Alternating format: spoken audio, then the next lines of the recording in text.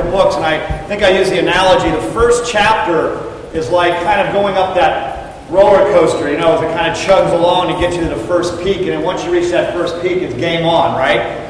You know, well, today's kind of that peak, like last week was, and to remind you, a lot of our ladies were gone, is that we reached that portion last week of James where one of his most famous quotes was, be doers of the word, not just hearers. And he says, he who hears the word and acts, he will be blessed in his doing.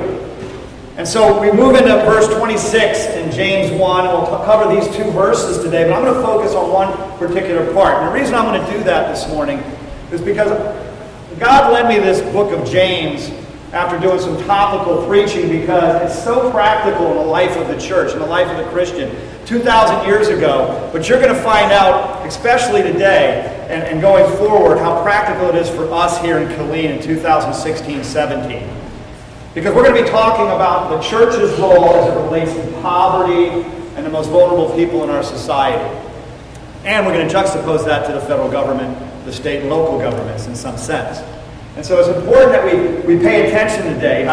When I originally, back years ago, got into ministry, maybe I was naive, maybe I was ignorant, maybe I was foolish, but I thought, wow, the stuff that I'm hearing God say isn't just for me to go learn more stuff that God says. I mean, that's very important. By the way, just this disclaimer, don't hear me say that now I'm putting your devotional time, your Bible studies, your knowledge of the Bible, and in fact God, on the side. That should be a part of your life. But what James is arguing in his letter to those dispersed across the region in his time was that it's not enough just to understand that you should count it all joy in trials. Not just enough to understand that you should pray for wisdom when you're in need of it, and God will generously give it to you. Not just enough to know that you should be hearers of the word and you should receive the word with humility, as we've already covered, and then go out and apply it. But there are real practical ways to do this all around us every day. Now, when I became a doer of the word, when I started to go out in the community just to be an evangelist, right, to go ahead and share the gospel that I had learned, I kept meeting people. And the difference between my street preaching days and going back into the community was I kept meeting the same people, and they kept getting to know me, and I kept getting to know them, and many of them had nothing in common with me on the surface.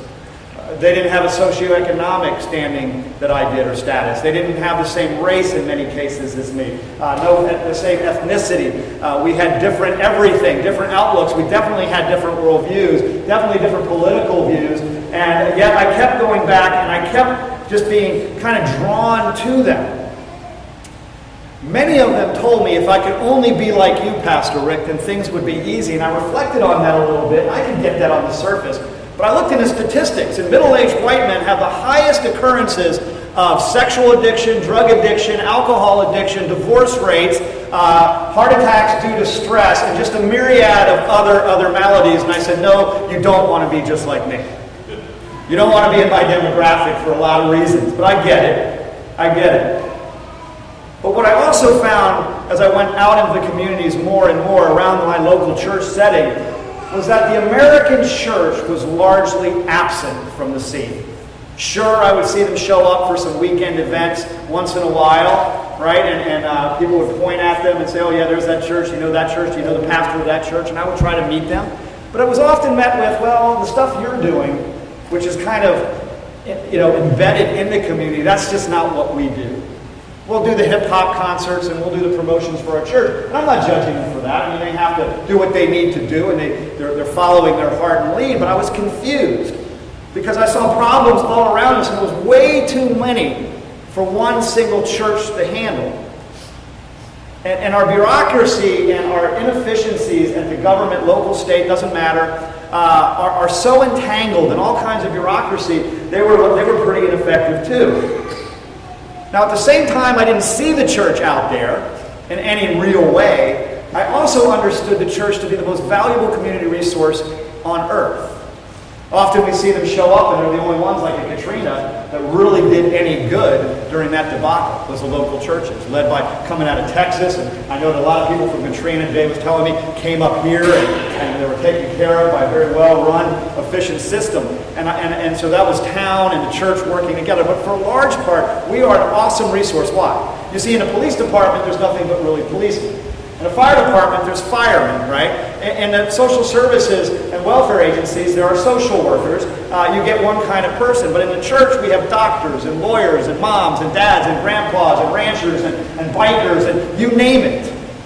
We're all under this one roof. And so we are such a valuable resource. But at the 37,000 whatever, we're largely absent in the community. And I get it because, see, listen, nowadays we pay so many taxes. It's the government's problem, not the church's problem. But I want to run you through some very quickly, so you got to hold on, fasten your seatbelts. I'm going to run you through just a snapshot of the issue of poverty in the United States of America. This is a 2012 census graph. It goes back to 1980, and it shows largely with some dips, probably politically contrived dips in poverty. It always snaps right back to its very familiar 15% across the nation. And I can go back decades and show you that if it's not 15, it's higher. It's even higher now, 4 years later. So no one has an answer to poverty in the United States. I will tell you this, it's impossible to eradicate poverty in the United States. Totally get rid of it. It's always been there. It's always been 15%. So what about alleviating some poverty? Perhaps. We can do that with education, and some social programs do work for a few. The issue with that is those who are living in the poverty, graph area here, right? They have to be willing, and they have to put forth effort. And that doesn't even speak to what the church has in hope and love and truth. Let's dig a little deeper. 15% poverty. 1 out of every 6 children is in poverty in this country, and if you're a minority, Hispanic or black, it's 33%. So every third kid that you see who happens to be from a minority in this country is in poverty, no matter what they're showing on the outside. 15 million children are in poverty. 46 million, it's been up 10 million in just 10 years. There's 1 million people falling below the poverty line, which is roughly around $23,000 per household in total income. That's way up now. These are 2012 statistics. 6 million families will have to skip a meal today. 3 times that don't know if they're going to eat tomorrow. That's what we call food insecure. The average person will only walk a mile to get food, and if they don't have transportation, that could be an arduous thing. And here's a real mess. The housing situation in this country, 20 million families have critical housing, and the Section 8 housing is just a huge weight. So it's overwhelming. It's been overwhelming since the Great Depression, where this picture was taken from, but it continues on and on and on. It's overwhelming. Nobody has the answers, and so we throw our hands up, wondering what we can do, But the problem is that statistics have eyes, and they have faces, and they have beating hearts, and they have feelings, and they have needs just like you, to be safe and secure, and to have belonging and love, and feel like they've got purpose in their lives. Every single human being that you meet. And I've been honored over the years to have met so many. Here's a picture on one particular Halloween. We're getting close to Halloween, and this isn't even half the kids. This is all I could rally up if you know kids in the streets. This is Section 8 Project, and we did the gospel, and I was able to share. I know all of these families. I had the privilege over 9 years of getting to know many more in this 217 unit complex, and then one's across the street, another neighborhood. The one thing you'll realize is that no matter how much drama there is in these communities, they take care of each other in a very dysfunctional way. But that's their neighborhood. And so I had to learn that. I had no idea what I was doing going to these communities, but I didn't care. I just figured, hey, Jesus, you got this.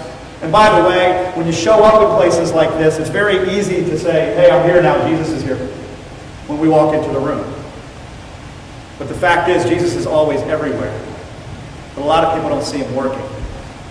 We started doing Thanksgiving, yes, on Thanksgiving Day, Sanctosanct, right? Instead of doing the family coming over and everything like that to our house for a nice turkey dinner, we decided, you know what? We have all brand new Americans, at least they're kids, in this one particular community, the poorest one, 88% Salvadorian. Yes, many of the moms and dads were illegal, if there were dads. Undocumented, let me say it that way. Some of them had deportation orders, but ICE would deport them because they would overwhelm the welfare or the foster care system with their natural-born citizen children. I think the derogatory term used in political circles now is anchor babies, right? But here's the deal. Many of the people, when we sat down and ate with them, I'm not talking about the law today. I follow the rule of law. I believe in the rule of law. We don't mess with ICE. ICE does their job very well, and we don't get in their way. But these are human beings. These are image bearers of God. And so we sat down, hundreds of people in their Title I elementary school on Thanksgiving morning. They only charged us $26 of rent to use the school. And we cooked turkeys and mashed potatoes and green beans. And we shared the meal like the Native Americans, at least traditionally, did with our first Americans that came over on the Mayflower. And it was an amazing time. People were coming to Christ. Now, if they get deported, good. They're missionaries back to El Salvador. But we did that because we felt like this was what God would have us do. The gospel was always the center of what we did. Now here's a sketchboard, which we'll be doing at the October 30th Fall Festival, something similar to it. Go back, yeah, there you go. People would sit down in these neighborhoods and we would do the gospel and paint up the story to hold their attention. The kids would play games, and often adults would congregate around and hundreds of people would hear the gospel just outside doing church, without the buildings and without the microphones. Just a big mouth ex-Marine, right? We did sports camps in the fields and the parks that were usually overrun by drug dealers. But when we showed up, it was funny. When light shows up, guess what darkness does? It flees. Have you ever walked into a pitch dark room and just lit a match? All of a sudden you can see, can't you? Enough to navigate. And so when we show up in these parks, at least for those 3 hours we're there, the darkness goes away. And I'm talking not just in these suburb-type poverty situations like we have in Killeen, the urban center, but I'm talking in the hearts of the inner city like Southeast D.C. Look at these kids, all focused. All we're doing is talking about life. But I got to tell you the truth. These larger events that so many, God used it, we would get hundreds of volunteers to show up from our very large, affluent church. And they would just be rah-rah. I love those events. It was exciting. And when you see 250 children coming down off the hill out of the projects into the park, right, and everyone knows your name, and I know many of their names. I've known them. I've watched some of them grow up from little kids all the way into high school and play football. And some of them received Christ and are now going to college, like little colleges like Ohio State or Florida State, you know? I mean, and you see the whole transformation. Just one of those was worth coming back again and again and again. But the thing is, our relational ministries, the dozens of ministries that were day by day, night by night, like our tutoring centers and our counseling and our families and our food pantries, it was the same 10 people, the same 15 people working themselves to the bone. You see, those were the relational, messy ministries where you meet the parents, you're in their homes. And so I just struggled with that. I kind of shared that last week, that I know Jesus is there, but I felt almost like I was outside, like Jesus was doing something else while I was talking to these kids. Now, I know that's not true, and it's hard for me to articulate it. But what does God say at the 30,000-foot level that we are all responsible for? When we see that in Ecclesiastes, that the great preacher, Solomon, says this at the very end of his book, Ecclesiastes. The end of the matter, all has been heard. Fear God and keep his commandments, for this is what? The whole duty of man. And that's where we start. Fear, respect, love God, obey God, keep his commandments. Be hearers of the word. All has been heard. And now keep his commandments. Go be doers of the word. And that brings us to our verse today. And we're in 1:26-27. It'll be up on the screen. But listen to the words carefully. James is saying, after being doers of the word, he says, now hold on. If anyone thinks he's religious and does not bridle his tongue, but deceives his heart, his religion is what? Worthless, useless, has no effect, no matter how good it looks on the outside. And he says this, religion that is pure and undefiled before God the Father is this. He's telling you right away, it's to visit the orphans and the widows, where? In their affliction. And then he says, and keep oneself unstained from the world. And so naturally what arises from these two passages is three areas, according to God, that pure religion is, that good religion is. And that's conversation, compassion, and conduct. Let me explain really quick. Conversation, which is also thoughts and the way we conduct ourselves, kind of present ourselves to the world, and to our fellow Christians is this. I preach the gospel to you. I preach a good word from the Bible. And we don't know any preachers that do this, right? And they go home and they do the exact opposite. Right? Hypocrites. Right? This is the tongue, not bridling the tongue. I praise the Lord and do all the amens and thank you, Jesus, is at my local Bible study, and I go talk behind somebody's back tomorrow. Right? I'm just the most pious, religious person, always smiling. And I'm always out there serving at the soup kitchens, and I'm doing those things, but deep down inside, I resent the people I'm ministering to. In fact, I hate them. I judge them. Politically, I can't stand them. They're milking the society. They're draining the tax base. They're doing all of these things, but I have to do this because Pastor Rick said this is where I need to be. You see, that's not bridling the tongue. That's not putting it before God and sacrificing it. And what about compassion? God says this, he says, before God the Father, when he invokes the word Father, he's automatically invoking brother and sister, the family of God. So he's talking to you, and he's talking to me. It's to what? To visit. That word means to care for. It means to come alongside of. It doesn't mean just show up and say hello. It means to really get involved in their lives. And he's talking about orphans. Orphans in the first century were not what we normally think, where a child loses both parents and goes to an orphanage or foster care. Orphans back then had maybe a single mom. Widows were the most destitute people of Jesus' day because, see, in an agrarian society, agriculturally based, there was no safety net welfare system like we have today. And if a widow lost her husband and did not have any adult sons, she was going to die. And so Jesus says, through James, that you are to visit the orphans and the widows in their affliction. And he does not make a distinction between self-inflicted afflictions or those afflictions that come by the hands of another. He just says, in their afflictions. And finally, he says, keep yourselves unstained from the world. You see, in other places, like in Galatians 1:6, Paul warns, when you find a brother or sister in sin, restore them. But be careful, he says, that you do not fall into temptation. There's a reason AA has a rule that if you're a recovering drunk, you're not supposed to be dating the opposite sex recovering drunk, because you'll both talk each other into drinking again. You see, we put temptations, we make provisions for our sin. And so when we're out in the communities, right? When we're out in the communities, there's a very real danger as we work with people that we go too far. So if a brother comes to me and says, hey, Pastor, I'm really having a great ministry out there with all the prostitutes on 10th Street, that's probably not the place you want to be alone. We need to be very careful as we minister in this that we do not become unstained by the world. But I think in Corinthians 9, Paul talks about another staining, which is that we get into ministry and we forget our humility at home. And we begin to put the robes of righteousness on, and we begin to do things for our glory, for our recognition. We call that the God complex. And this is how we hurt people that we're trying to help. We produce more shame in them, and then when we fail, we produce more guilt in our lives, and we become stained by the world. And one more analogy for you. See, our vertical relationship with God is so important that it needs to remain pure. And if you want a new definition of idolatry, it is anything that you allow in between God and you, anything that affects negatively your relationship with God.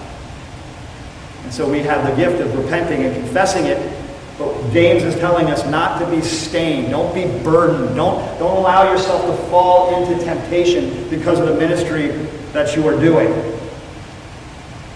Where else do we see this in Scripture? Micah 6:8 says this in the Old Testament. There's many places where he says, he has told you, O man, what is good, and what does the Lord require of you, but to do justice. Here's our three things. To do justice, that's your conversation, and to love kindness, your compassion. And if you're walking humbly with God, you will not be stained by the world.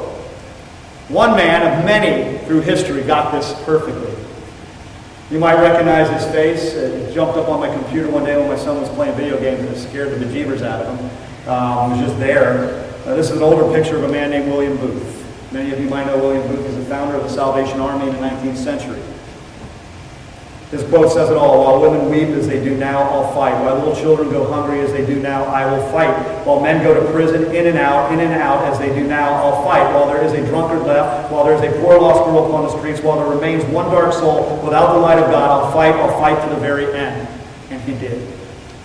He was on the streets. This was a doer of the word. And by the way, he also never compromised the gospel for anybody. But when you look at this list from almost 200 years ago, 150 years ago, these are the people that you see every day. He's talking about the prostitutes. He's talking about the widows who mourn and have been abandoned and abused by their husbands and other men. He's talking about hungry children. He's talking about the drunkard. But he's also taking, do we have prisoners that end up back there time and time and time again? Nothing new under the sun. Even sex trafficking. The poor girl upon the streets. Nothing new under the sun. 15% poverty. And so that brings us to one of the most well-known statements about the poor in the Bible. Mark 14:7, Jesus says, "The poor you will always have with you, and you can help them anytime you want, but you will not always have me." Let me just set the context quickly. I'm not going to read the whole verse for time's sake. But this is in Bethany, right? And Jesus is reclining at the table with Simon the leper. And in walks this woman. And she has this expensive jar of perfume worth an entire year's wages. And she sees Jesus and she says, "Wow, it's Jesus." And she takes it and she opens it and she just dumps it on him and anoints his hair. And they didn't take showers back then, so this was like the closest thing. And they had oil and he smelled really good and all of this. And some of the disciples that were with him and others in the room just got really indignant. "I cannot believe this woman just dumped out this nard worth so much money. We could have used it for the poor." And Jesus says, "Leave her alone. Stop it. What she has done is a beautiful thing to me." See, the problem with that verse, that 14:7, where Jesus says we will always have the poor, it's the most common reference of the poor that many Christians use today and last year and every other year. I remember in the lobby when we were getting ready to go out and embrace some of the poor neighborhoods and doing all this, and we were talking about poverty alleviation through education and through training and trying to find meaningful ways to come along some people so they can walk on their own again and have that dignity that God gave them in His image. I had people, well-meaning people I love and who love me, say, "Hey, Rick, you know the Bible says we'll all have the poor, so what's the use? Let the government handle it.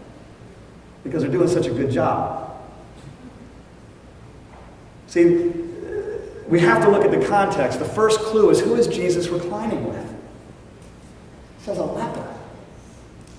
Who's Jesus hanging with? It wasn't a Pharisee. It wasn't a Roman governor.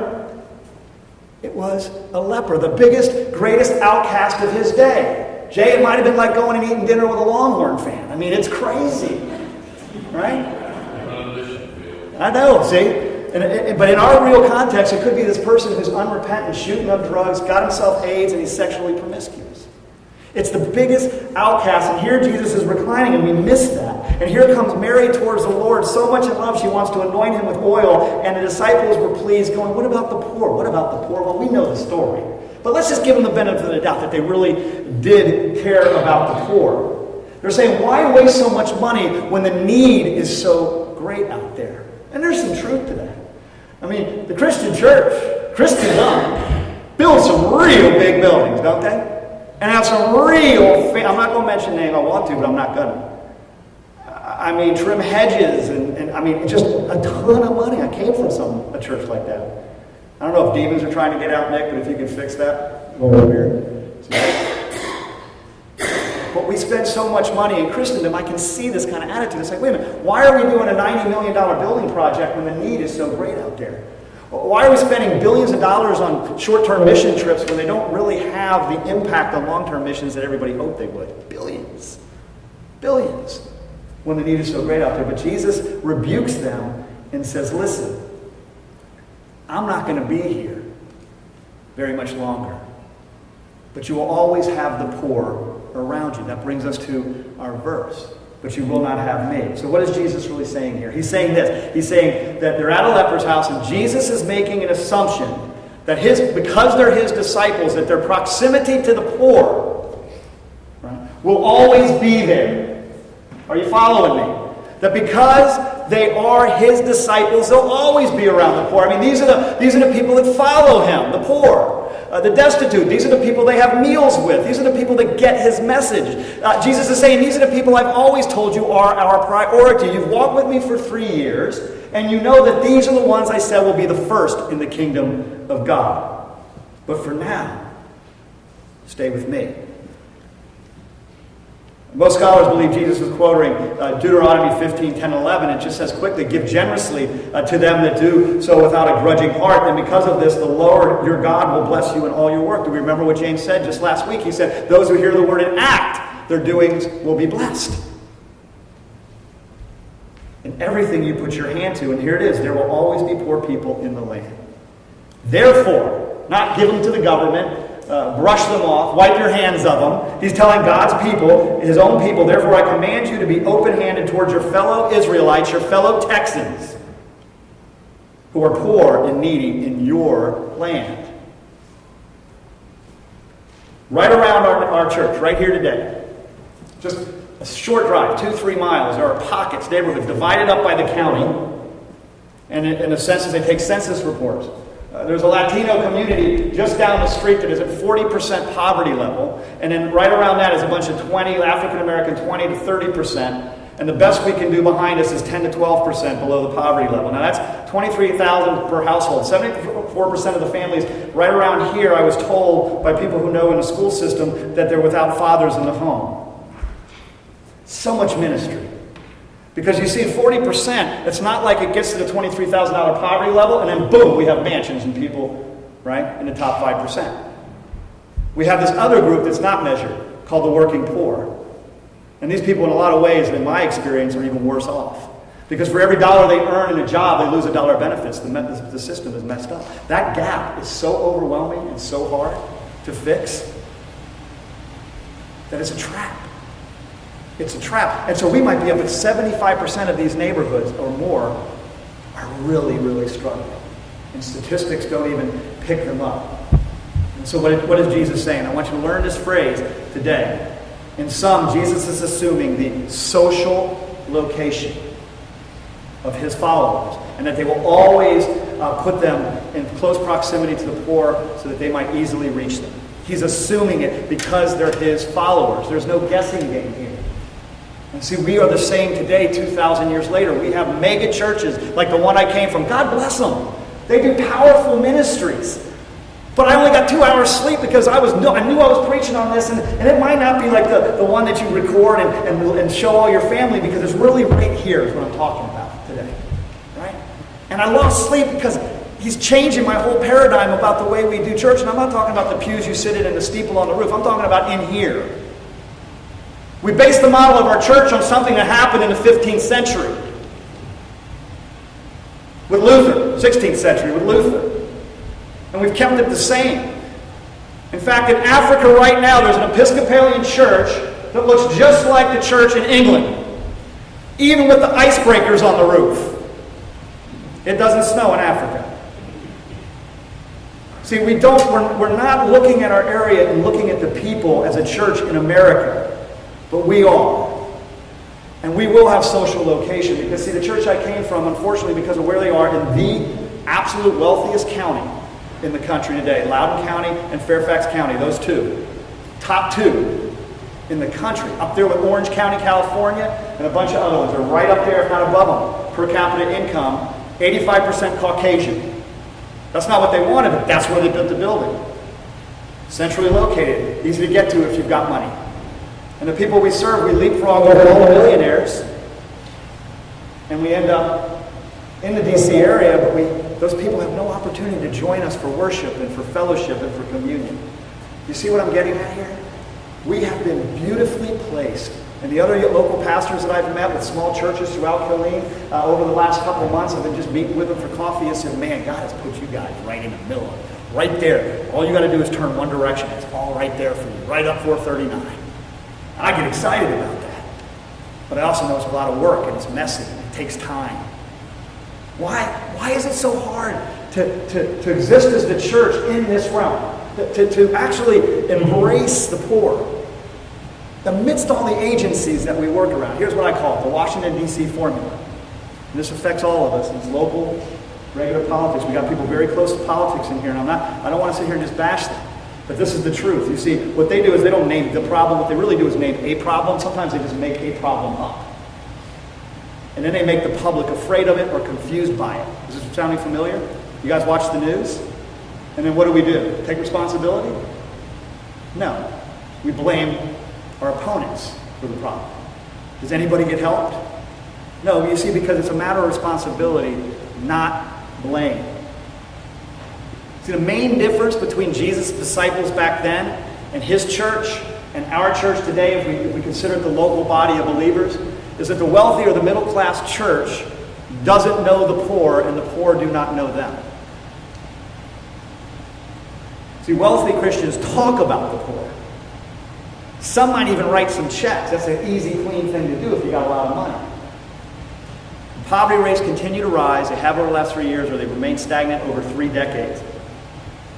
Poor people are trapped, not just by their poverty, but by the debate over poverty. And where is the church? So people have become merely ideological sacrifices on the altar of politics. Pawns in a political chess game. They become props for the media, right? And they become cannon fodder for ideological wars and a religious elite. See, it's about winning the polls and winning the elections rather than solving the problem today in our country. And we as a church sit idly by while the government has created the modern day plantation. What do I mean? They use this, what used to be only for a safety net, to help somebody through a rough time to get back on their feet, to be restored to the dignity that they have just by being a human being. And what they've done is they've made it a permanent place to live in order to not only gain power, keep power, but to grow their power. And I'm not here to make a political speech. This is all very, very true. You see, just like when the Emancipation Proclamation was signed by Lincoln and all the slaves in antebellum South were freed because there was no social media or 24-hour news cycle, all the smart plantation owners down in Southern Virginia had to do was say, hey, if we don't tell them they're free, they'll just keep acting like slaves. Well, the same thing today. The government just tells them, listen, you're worthless. You bear no image of anything worth anything. Sit down. We got it. And they stay in power or they grow their power. And it's a mess. It's a mess.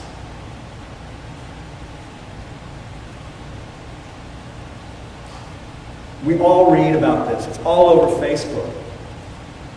But I want to just tell you, I believe the vision of the church today, like in Jesus' time, we need strategies for community problems. And listen, just like the church, and we're going to talk about this a lot next week, the church in the first century had no money. In fact, they were illegal. We're not yet. Right? To reduce child poverty. By the way, teenage pregnancy is a recipe for poverty. Generation. Drugs, youth violence, gang affiliation, sex trafficking. Many of these girls don't even know they're being sex trafficked into gangs. They think they're just doing what they need to do. Of course, broken families is huge. But see, poverty is not a political issue, brothers and sisters. It's a spiritual issue. And that's why James is addressing it. Now, is James giving you a comprehensive definition of religion? No, he's giving you an instructive definition. Other places it talks about other people. But what he's trying to say to you, it's the most vulnerable people that he's talking about, that the church is called to help. And yes, that includes the unborn. It does include our senior citizens. It does include those dying from AIDS. Where is the church? Because see, we, not a left or right-wing issue, we, the church, can start to develop communities of hope and love and truth rather than streets of despair that we just watch on TV and just turn it off and say, I don't want to see it anymore. There's another famous scene with Jesus, and it's a scary, scary verse. I mean, it's uplifting until I get to the last part of it. I'm just going to kind of mix it up with you guys a little bit. You're awful quiet. I know it's a lot of information, but you see, this is who we are as a church. This is not just preaching. It's got to be a vision. It's got to be something that we go home and we wrestle with. It wakes us up at 3 o'clock at night and says, that person I saw on the street, Christy, I know that you talk to somebody. You're like, what are we doing? What are we doing? We can't get to them all, so let's not get to one. I mean, Jesus says, for I was hungry and you gave me something to eat. I was thirsty and you gave me something to drink. I was a stranger and you invited me in. And he lists a bunch of other things, but here's the context. You see, before he even says that, he says this. Listen carefully. He says, when the Son of Man comes in his glory and all the angels with him, he will sit on his glorious throne. Amen. All the nations will be gathered before him. And he will separate the people one from another as a shepherd separates the sheep from the goats. The sheep on his right, the goats on his left. The right hand is a place of honor. The left is a place you don't want to be ever. Then the King Jesus will say to those on his right, "Come, you are blessed by my Father. Take your inheritance, the kingdom prepared for you since the creation of the world." That's awesome. And what does his disciples say this to him? They said, and then he says, "For I was hungry, and you fed me, and I was thirsty, and you gave me drink, and I was naked, and you gave me something to wear, and I was in prison, and you visited me, I was lonely, and you loved me." And he says all these things, and they're incredulous. They say, "When did we ever see you like that?" Right? "Jesus, when did we ever see you hungry, or thirsty, or cold?" And he says, the King will reply, "Truly I tell you, whatever you did for the one of the least of these brothers and sisters of mine, you did for me." Don't miss that. See, Jesus refers to the most vulnerable people in our society as the least of these, not because they're less than you in stature, because they're the most vulnerable. But here's the scary part. You see, he goes on to say to the people on the left, the goats, he says, "Depart from me, you cursed, into the eternal fire, prepared for the devil and his angels," demons, fallen angels. And he says, "For when I was hungry," and he goes through the list, "when I was naked, when I was thirsty." And then he ends it with this, though, "You did not do this for me." And they will ask like the sheep, "Well, when did we see you like that, Jesus?" And he's basically telling the homeless guy on the street, the person who came to your church, the person you judged in a line because she keeps having babies on welfare. See, according to this passage, it's not about right doctrine. It's not about theology. It's not about successful ministry or your own personal piety. It's not even about church leadership or sexual ethics. It's about how we treated and responded to those Jesus called the least of these during our time, as the church and as individuals. Why?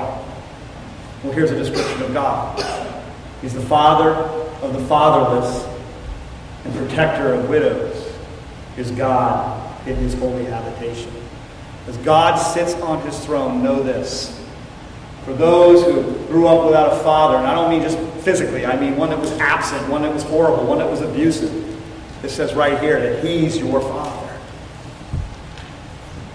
But he's also the protector of the unborn child. And he is the protector of the single mom. And he is the protector of the widow wasting away in a nursing home with nobody visiting her. Oh, their rewards are great in heaven if they believe. And for children, I do believe in the age of accountability. Based on God's character, babies go to heaven. It's a tough thing. A little time, and there's a story. There's another reason why this is important to you as Christians, beloved. It's this. There's a story called The Widow of Nain. And this poor woman, she's lost her husband years ago. She's already destitute. She's lost all of her children, the famine and the poor and the persecution. And what parent in here wants to outlive any of their children? Raise your hand. None of us. It's insane. It's sin. Right? And here this woman lost her last son. Not only is she financially in ruin now, she has nobody to help her, but she's lost her last child. And back in those days, they carried you on hot wires, and they're just basically not a coffin, but a platform, and you're wrapped, right? And they have official taking you down to the cemetery or whatever, and they have, if you didn't have a big enough family, they would hire professional mourners who would wail in the streets for you. It's a sad, sad thing, and she's just weeping. I mean, when you see the biblical word weeping, it's not just kind of like what we do when our team loses a football game. I mean, it is that gut-wrenching. Some of you in here know this, where you just don't think you can take enough breath, and here they come up the hill, and Jesus says this. He says, "And when the Lord saw her, he had compassion on her and said to her, 'Do not weep.'" Did you know that Jesus was a man of compassion and sorrow? And he didn't want to see this woman weeping. It reached into his soul. Did you know Jesus was human? But then here's what our Savior did. He walked up to that, what we call a coffin today, and he touched it. And the people carrying it, it says they stood still. And then he simply looked down at the lifeless body and said, "Young man, I say to you, arise." And guess what happened? It says right here, it says the dead man sat up and began to speak. And this is beautiful. It says, "And Jesus gave him to her. Why is that beautiful? He just walked away, dropped the mic, right? Did it again. Walked this boy over to his mama and said, Mama, your son, your mama, be restored. But here's what I want to make the point here. Fear seized them all. Awe struck these people standing around witnessing this event. And they glorified God, saying, a great prophet has arisen among us, and God has visited his people. God has visited his people.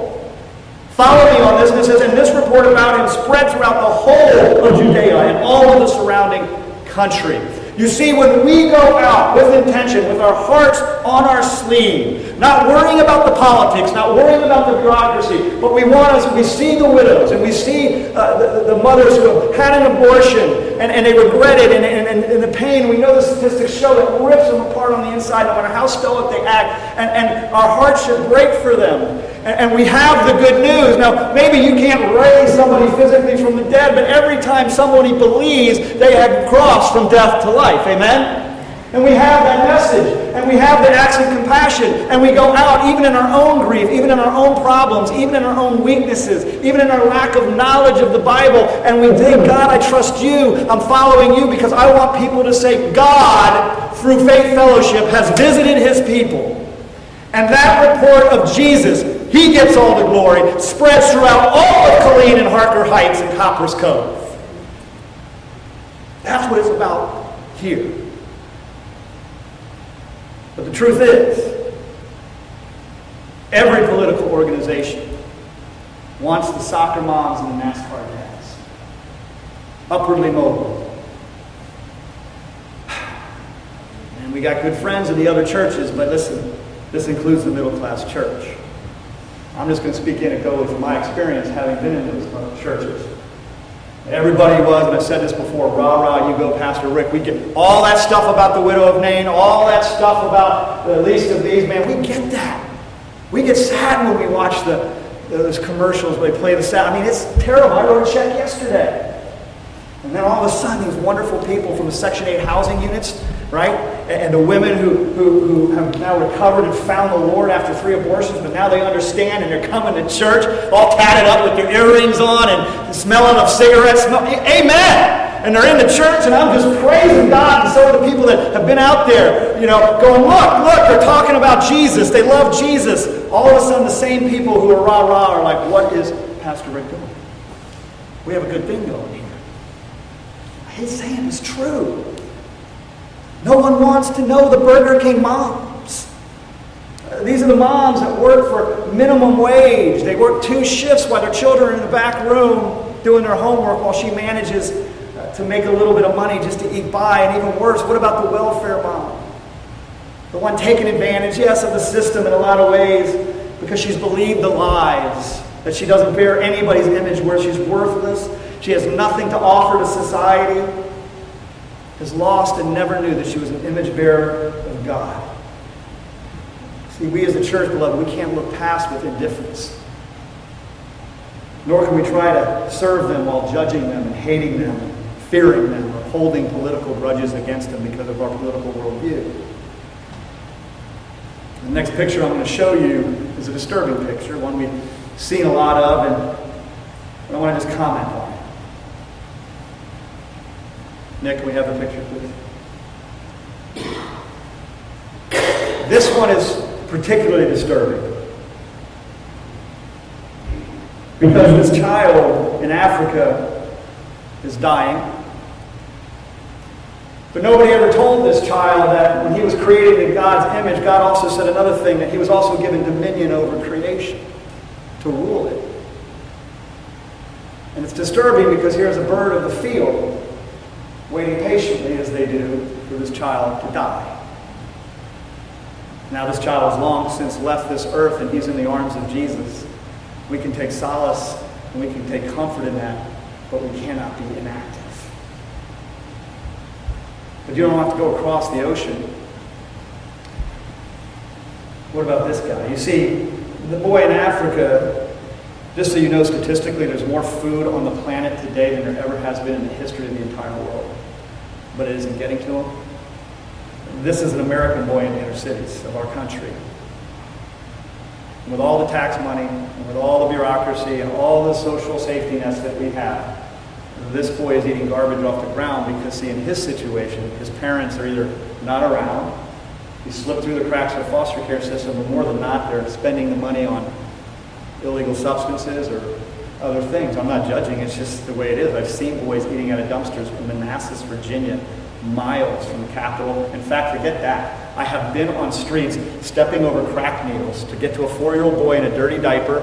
I'm just glad he had a diaper on, but stepping on crack needles with no parent within shouting distance of him. And I look up, and amazingly over the tenement houses is the dome of the Capitol building of the United States of America. Still today. He's an American boy, one of 15 million hungry children living in poverty, the wealthiest, most powerful nation that ever existed on the planet.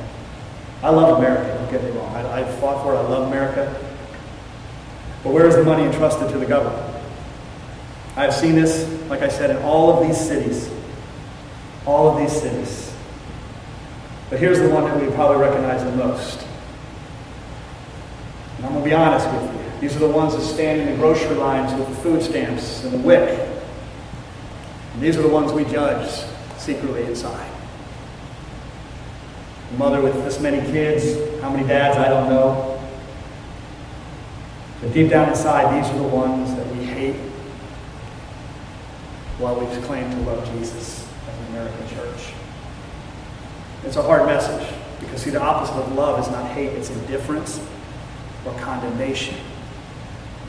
See, our political system, the people who run it, even at the highest levels, are ultimately indifferent to this.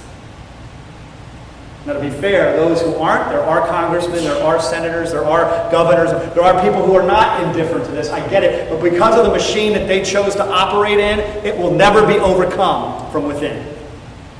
And that's not our job as the church. Vote. I've already voted. Absentee ballot. Okay. Vote. But what I'm telling you is that's not the answer. And we can't keep looking away as the church. So where is the church? Many of them have moved south from here. Many of them moved into the subdivisions. Many of them have moved into gated communities. At least mentally they have. Away from all the dispossessed, and the marginalized, the disenfranchised. And they might still do ministries. Go on their websites. There's always outreach ministries. Forgive me for the mic today. But see, when we see, and I'm going to close with this, when we see the material poor, this is my closing statement, so we're out of here. But when we see the material poor in our realm of influence, we should instantly have a kinship with them. Why? For they are physically pictures of what we were spiritually when our hearts were closed to Christ. That's how poor we are. Listen, perhaps some of them are in the condition they're in because of their own personal sin. So are you. So was I. At least spiritually. And perhaps they're unkind when we try to help them. That's happened to me. But I too have been spiteful to God when He sought to help me. Perhaps they're thankless and even abuse the help that we give them. But how many times have I, how many times have you used what God has given you for your selfish ends? See, perhaps a poverty-stricken person who you were kind to and whom you blessed will change and repent and come to Christ, and that's awesome. God gets the glory from the grace He operated through you. But the person might also walk away unchanged from our kindness. And in that case, listen to this, it's the crazy Christianity. We are to rejoice in having the opportunity to love like God loved. Now, I'm not saying, listen, that's a disclaimer. I'm not saying that somehow the church now needs to replace the welfare systems. We can't do it. They can't do it. We certainly can't do it. Any size church. And listen, once we've helped them get to a rough spot and they refuse to move forward and then they walk away from us, listen, I just want to let you know when that happens, and it will, we are not rejecting them, they are rejecting us. And listen, as a Christian, if you're helping somebody and you start to feel guilty, it's toxic. There's something wrong. You need to talk to me or talk to a brother or sister. That's not what God would ever intend. But the gospel and the love that we initially demonstrate will offer offer grace, hope, and truth to a person who otherwise would never know who they are in Christ. Peter and John said, listen, silver and gold I do not have, but rise and walk in the name of Jesus Christ. You see, that's the power that we have. And we have but this one life, this one era. And so I close with this question as we sing. What in the world are we? Amen?